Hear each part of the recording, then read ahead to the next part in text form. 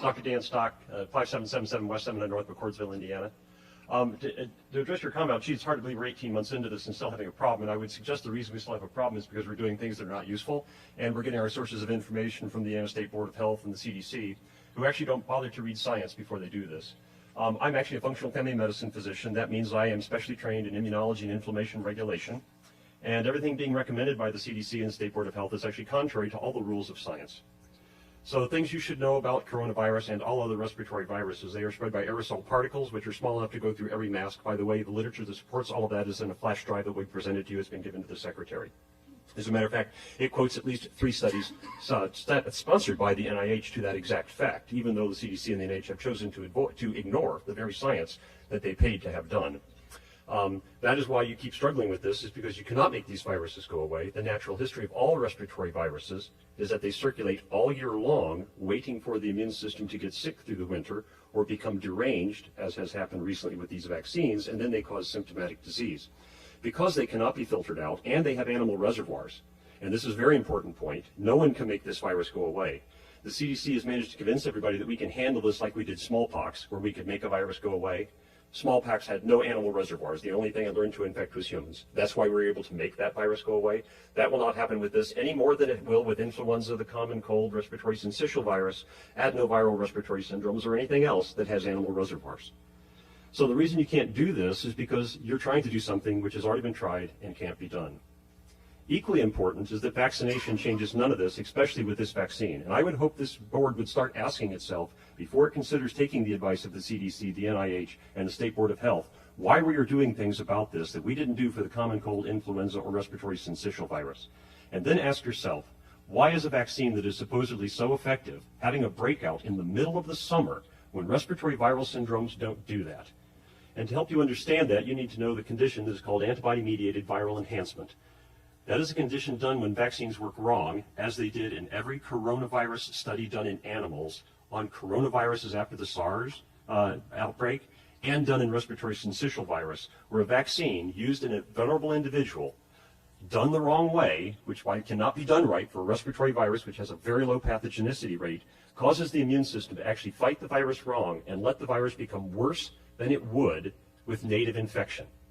And that is why you are seeing an outbreak right now. In fact, in that flash drive you're going to have coming to you and in the emails with 6 extra will be a study showing that 75% of people who had COVID-19 positive symptom cases in Barnstable, Massachusetts outbreak were fully vaccinated.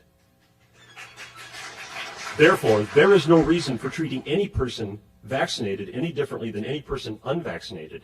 You should also know that no vaccine, even the ones I support and would give to myself and my children, ever stops infection. In 2014, there was outbreak of mumps in the National Hockey League. The only people who came down with symptoms were the people who were unvaccinated or unknown vaccine status. Boy, that sounds like a great argument for vaccines. But a question that you should ask yourself, knowing that half of the people who came down with symptomatic disease had no contact with an unvaccinated or unknown vaccine status individual, where did they get the disease? And the answer was from the vaccinated individuals. No vaccine prevents you from getting infection. You get infected, you shed pathogen. This is especially true of viral respiratory pathogens. You just don't get symptomatic from it.